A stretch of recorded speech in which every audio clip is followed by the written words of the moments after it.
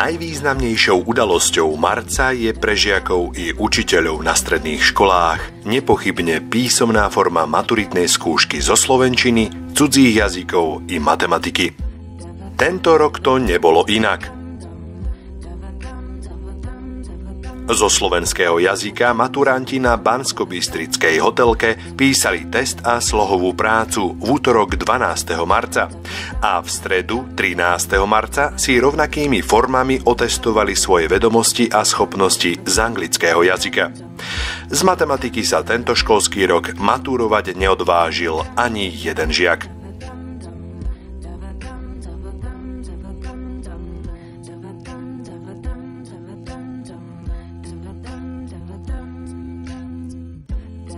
Tak som celkom sklamaná. Myslela som si, že som pripravená dostatočne, ale test ma celkom prekvapil. Myslím si, že bol celkom ťažký. Od 1 do 10 by som dala akú úroveň obťažnosti? 8. 8, 7, určite. Bola nejaká otázka, s ktorou si sa neúmerne dlho zdržala a bola pre teba najťažšia? Určite som nevedela, čo sú grafémy. A potom jeden úryvok, ktorý sa týkal Lorda Wottona. Ten som si musela prečítať niekoľkokrát, možno aj 5-krát, takže to bolo také obťažné. A boli tam aj ľahšie, ale niektoré ma veľmi prekvapili. Vybrala som si poslednú rozprávanie, rozmýšľala som aj nad úvahou, ale nakoniec ma napadol taký tragickejší príbeh, tak som si vybrala rozprávanie. Tak určite si viac načítať článkov, aby sa nám ľahšie čítalo s porozumením a pozrieť si určite viac gramatiku. Angličtinu mám veľmi rada a na ňu sa naozaj teším a myslím si, že to bude veľa lepšie ako slovenský jazyk. Je nejaká téma, ktorú by si chcela na sloh z angličtiny? Na sloh? Napríklad knihy, human relationships.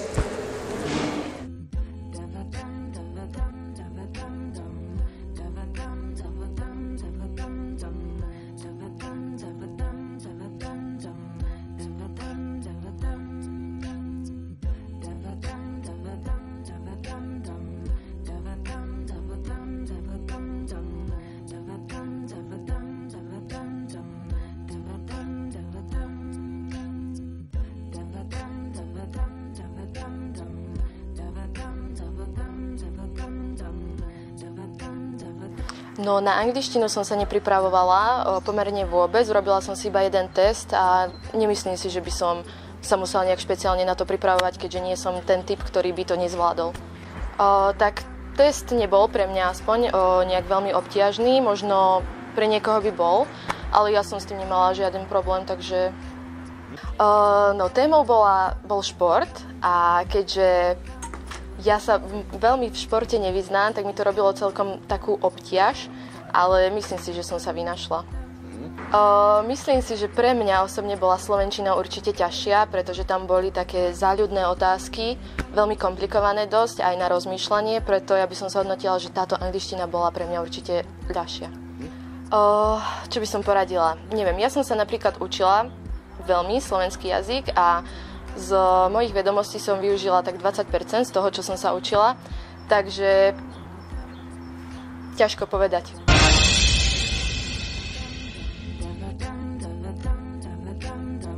V marci sme na banskobystrickej hotelke odštartovali druhý ročník série workshopov spoločenského správania.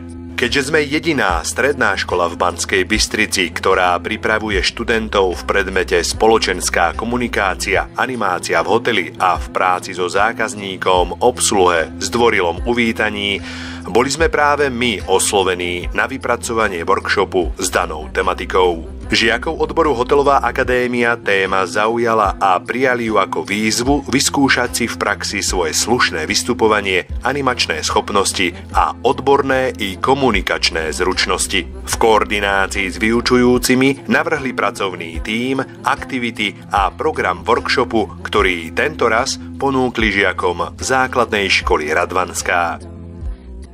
Ako moja spolužiačka Kvetka Mišurová už správne povedala, že sa má luhovať od nejakých 3 až do 8 minút, a však potom nastáva tá chvíľa, kedy sa už začínajú uvoľňovať do vody nejaké tie škodlivé látky, ktoré už tam nechcete mať. Takže pracovný postup pri vyberaní takéhoto vrecka je: najprv si ja však otvorím a dám si ho do vody. Dobre, dajme tomu, že už ho tam mám nejakých tých 5-6 minút a chcem si ho vybrať. Takže len tak orientačne na ukázanie, akým postupom alebo ako ho vlastne vyberať. Takže tento štítok si chytím do ľavej ruky, v pravej ruke držím čajovú lyžičku, pritlačím si ešte sačok o kraj šálky, vlastne vyberem. Teraz položím si ho na vrchnú časť šálky a touto šnúrou pomaly takýmto spôsobom krútim. Vlastne ten sačok, ktorý je na tej lyžičke, nakloním, stiahnem a ešte vidíte, že z toho sačka kvapkajú tie výživové látky a vlastne tá voda, ktorá ostala v tom sačku. Následne, keď chvíľku nechám odkvapkanú, môžem nakloniť lyžičku do takej polohy, z ktorej som začínal. A vlastne teraz ten sačok jednoducho si dám na podšálku a lyžičku dám vedľa, to je všetko.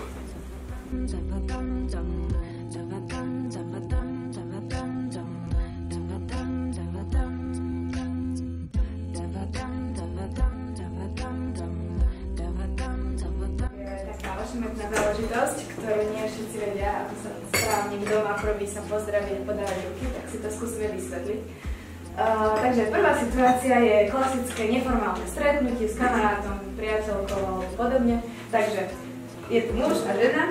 V tomto prípade vždy sa zdraví prvý muž, ale ruku podáva prvá žena. Ahoj. Ahoj. Tak, to si zapamätajte. No dobre, tak určite si pozície, určite si čo chcete. Zamestnanci alebo prezident. Prezident. Dobrý je. Super, dobre. Tak z vás budú prezidenti. Už viem, koho mám voliť, hej, v budúcnosti.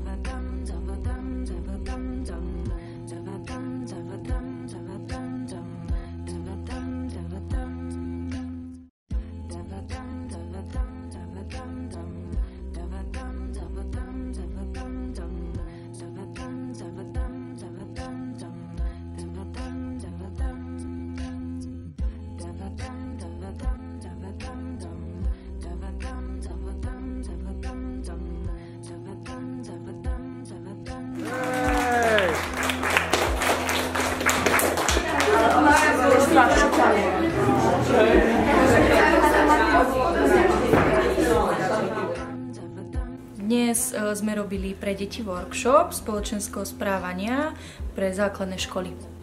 Robíme to dosť často a hlavne pre žiakov základných škôl 7. ročníka. Žiakom sme ukázali príklady slušného a neslušného správania, správne stolovanie, ako správne nastierať.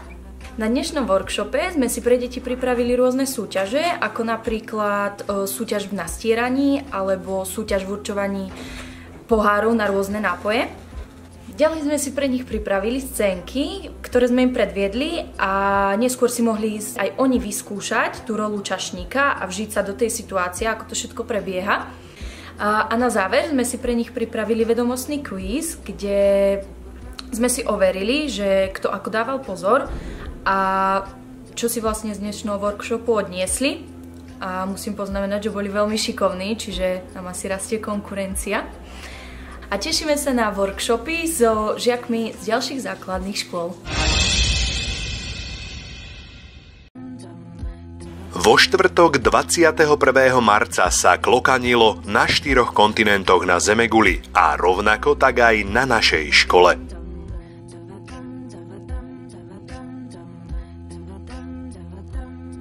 Zástupcovia všetkých 5 ročníkov si zasúťažili v školskom kole najväčšej medzinárodnej matematickej súťaže na svete Matematický klokan.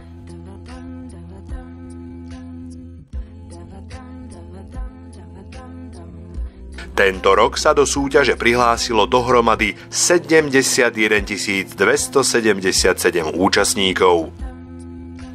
Rozdelení do dvoch kategórií, juniori a kadeti, sa žiaci museli za 60 minút popasovať s rozličnými matematickými úlohami, v ktorých mohli uplatniť svoj matematický talent.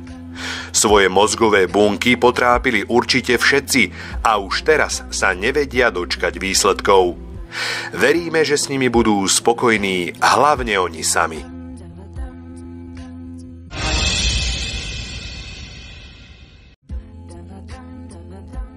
Hoci väčšina Európanov Deň jazykov oslavuje v septembri, my na banskobystrickej hotelke vzdávame hold najdokonalejšiemu dorozumievaciemu kódu na našej planéte vo všetkých jeho variáciách práve pravidelne koncom marca. Výnimkou teda nemohol byť ani ten tohtoročný. Deň jazykov je akcia,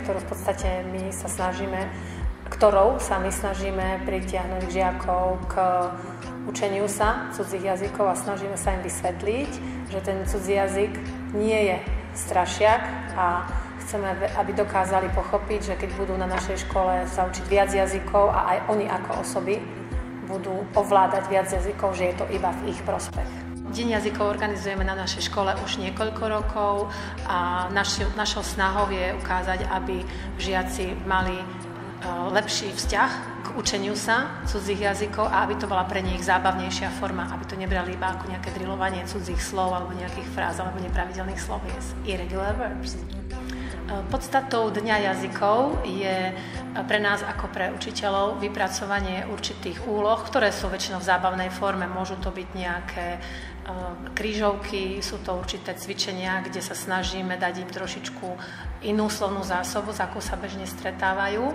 A tieto úlohy vypracujú kolegovia, ktorí vyučujú anglický jazyk, nemecký jazyk a v podstate snažíme sa prepojiť multilinguálne a ukázať im, že anglický jazyk aj nemecký alebo aj iné cudzie jazyky, napríklad ruský jazyk, sa dajú v podstate krásne spojiť a to učenie pre deti a pre študentov alebo žiakov našej školy by nemalo byť trápením, ale jazyk sa učia žiaci preto, aby sa dorozumeli. Deň jazykov je technicky zabezpečený tak, že v každej triede sú dve vyučujúce. Jedna vyučujúca učí anglický jazyk, druhá nemecký jazyk a celá trieda sa rozdelí do skupín. Pracovné skupiny si v prípade našom mohli žiaci zvoliť sami. To znamená, s kým sa im lepšie spolupracuje, kto s kým lepšie vychádza. Vytvorili tím a každý ten tím plní dané úlohy, ktoré pre ne pripravili vyučujúce cudzích jazykov. Práca týchto jednotlivých skupín je ohodnotená bodmi, nakoniec sa body zrátajú a samozrejme víťazom je tá skupina, ktorá získala najvyšší počet bodov. V rámci tejto súťaže sme vytvorili úlohy len pre jednu danú triedu. To znamená, že nemiešame medzi sebou žiakov napríklad 2. ročníka, 3., 4. ročníka, ale pre každú triedu je vytvorený počet zadaní, ktoré oni plnia za tie 2 vyučovacie hodiny.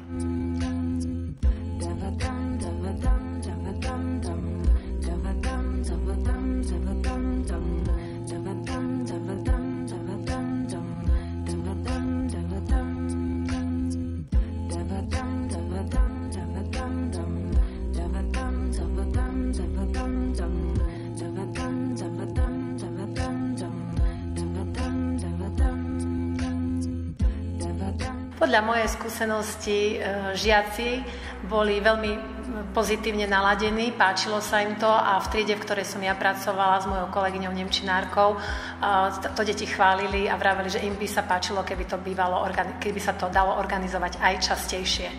Boli spokojní a videla som tú súťaživosť a pripomínala im to takú hru. Čiže boli radi, páčilo sa im to.